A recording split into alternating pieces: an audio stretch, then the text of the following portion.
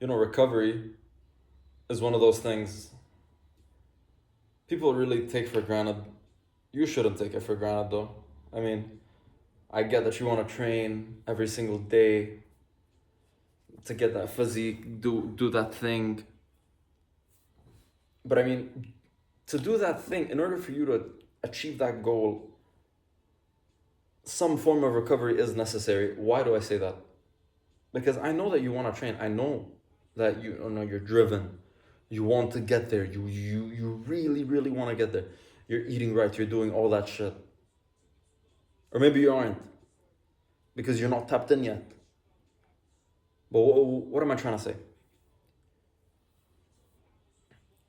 You want to train, yes. That's awesome. That's great. You have that fire in you. You have that drive. But you see,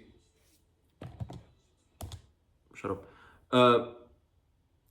You have that fire in you. You want to get there. You want to do that thing. You have to rest. That's one of those things. Resting is one of those things where you may not see it, but it does so much for you. Resting in what way? Sleeping enough, eating enough, active rest, rest. As a whole, rest. You see, rest is one of those things that you cannot, it's not negotiable. It's really one of those things that you can't negotiate when it comes to, trying to become the better you, right? Everyone needs a break. Everyone needs a break, no matter what.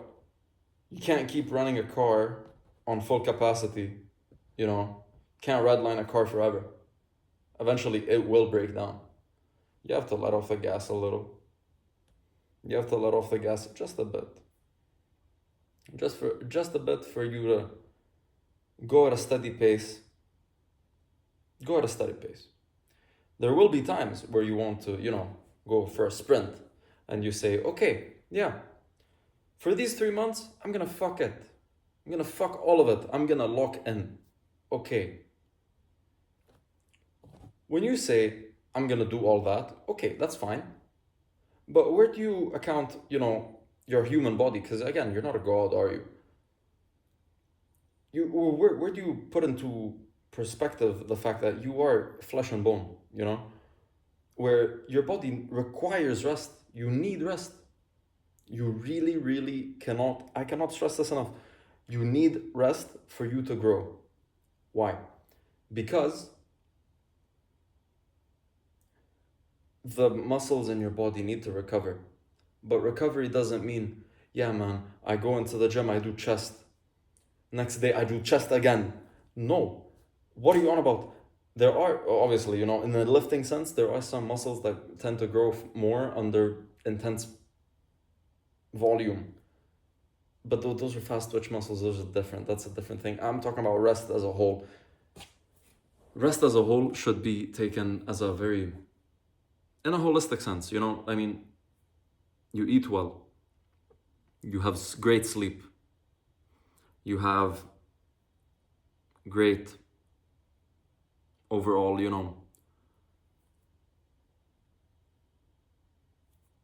a routine. You have a routine, right? Wake up, do your journaling, do whatever you need to. You wake up, you visualize your goal. I want to get there, right? I want to get there. Although, in order for you to get there, you need to establish also, yes, fine, you have the discipline to, work hard and do all that shit.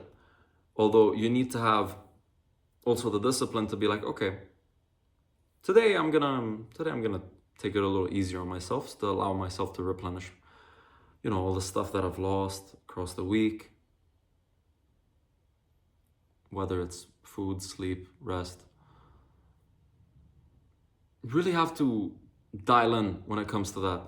You have to understand that resting is not necessarily just, yeah, man, I walk in to the gym, I just walk on the treadmill a bit. No. Resting is more of in a complete sense, resting would be ease your mind, low cortisol max, right? What does that mean? I mean, many people try to make other people seem crazy when they mention, breath work, meditation, all that jazz. And they say, what am I, some yogi? No. No, you're not actually. You're taking care of your body. Why? Because, you see, people don't try to, like, when you meditate, when you do breath work, right? Not only are you letting go of these like thoughts that pester in your mind, right? Continuously over and over in your head, you're also allowing for your body to release in a way. Whether your release is in the gym or wherever else, you're allowing your body to release. What do I mean by that? I mean, you're allowing yourself to let go. And I feel like letting go for many people is not the easiest thing because, they're used to one thing. And then they're like, oh, but letting off the gas is just not easy, Because then what if I fall back into that, cycle of chud? You're aware of that though. So why would you allow yourself to do it? I've experienced this. I am from talking from personal experience. There was a period where I would just go to the gym 7 times a week. Why? Because I love the gym. I was in high school. It was a tough time. I didn't want to stop going because then I would have to let my thoughts pester in my mind. But that's the thing. Pushing them aside doesn't basically let them go away. Pushing them aside just creates more stress later on. So why would you not want to let that go? And I realize this now simply because, I'm more mature. Yeah. Good morning. And realistically, all you really need is the ability to let go. It's really hot in here. So, yeah, man, all you really need is the ability to let go for you to actually acknowledge, yeah, I can let off the gas sometimes. Letting off the gas is not a bad thing inherently, I'd say. I mean, for many people, it does seem that way. Going back to my previous story about myself, letting off the gas was usually, in recovery, was not always a top priority because I had a goal in mind. I was like, yeah, I want to get lean, I want to get big, whatever the goal may be. Sometimes you just got to give your body a break, man. You have to give your body a break. Why do I say that? You have to give your body a break because your muscles, right, inherently need to rest. They need the proper recovery time to rest, to fully recover so that you can perform better in the gym. Because, if you're going full capacity all the time, at some point, your performance will start to take a dip. And it will just keep on going downwards and downwards and downwards and downwards. That's why, like, you have these people that are like, yeah, but like, on a cut, I need to replenish my glycogen. That's not a big lie, I mean, many people do see it as, okay, performance, okay, steady,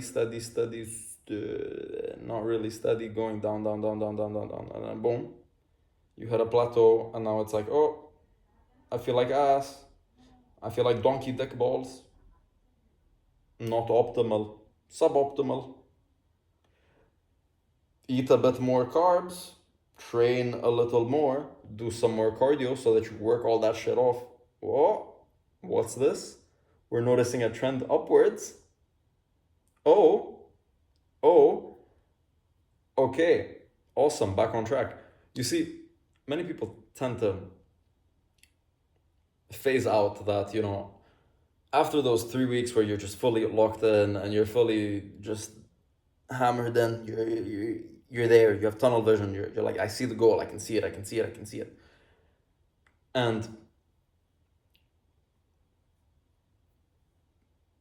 then you just hit a brick wall, whatever it may be, you get sick. I don't know, this happened to me recently. I was on this like insane, crazy progress. I lost, I don't know, 1.5 kilos in 4 weeks. I got decently leaner. I was like, yeah. All awesome, awesome sauce. I'm going steady, steady, steady. And then boom, I got a fucking ear infection.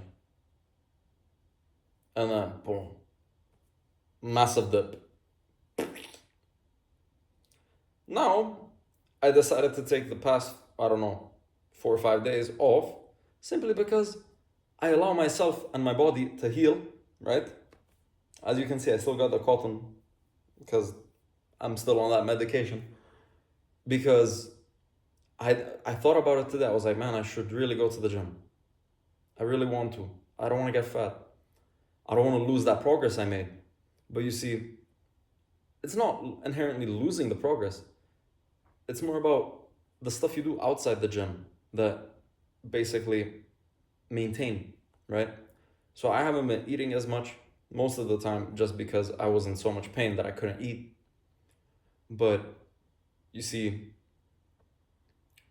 that not eating was also not so beneficial, but I mean, I couldn't do anything against that. I was just in a lot of pain. So what I'm trying to say is, for many times that you're sick and you say, okay, I should train, I should do ABC. If you're sick and if you're not at your best optimal, if you're not well rested, if you're not well, period, I don't think you should be training, simply because you're not gonna give it your all when you're training. You're not gonna perform the same way, and then you're just gonna go home and be like and cry about it. And you're gonna reflect upon it, and you're gonna be like, oh, yeah, I should have probably stayed at home.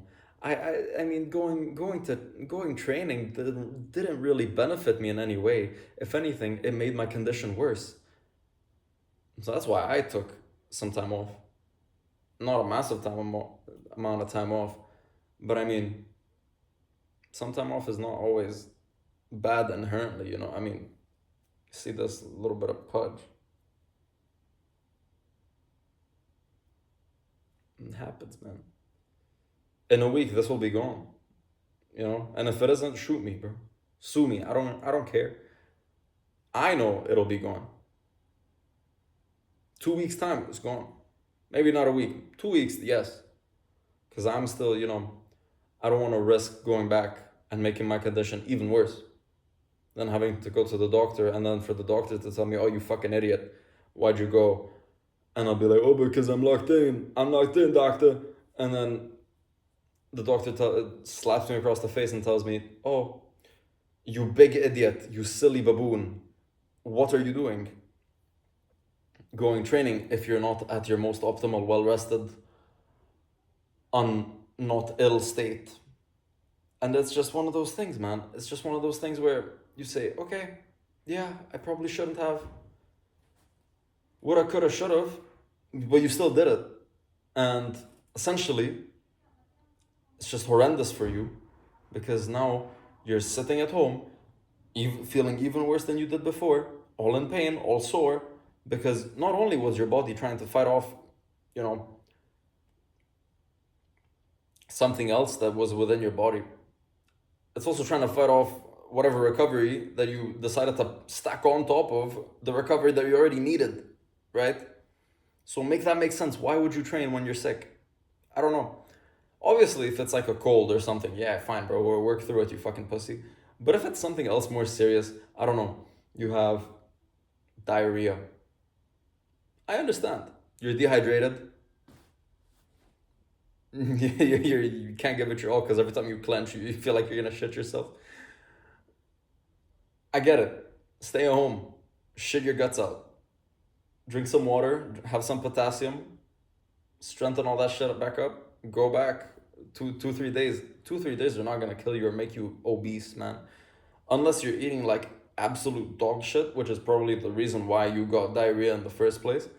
Then yeah, that's kind of your fault. That's on you fully. But I mean, if it's just, I don't know, one night you decided to go out with your pals, you're like, yeah, we should totally try out that sketchy Indian spot that we've been looking at. And then you go, you come back home, you're vomiting. I mean, you got food poisoning. Is really the best thing for you to do going back to the gym? No. Best thing for you to do is rehydrate. rehydrate, get some coconut water in you, get some get some minerals in you, electrolytes, all that jazz. That's good for you. It's nothing bad. Recovery maxing is probably one of the things that many people do tend to skimp on. You know, I'd say the best recovery day would look like this. You wake up decently early after having a nice 8 9 hours of sleep, and then you have some breakfast or not. I mean, I don't know. I'm not really a breakfast person. It gets me, I don't know. It makes me feel chuddy in the morning. And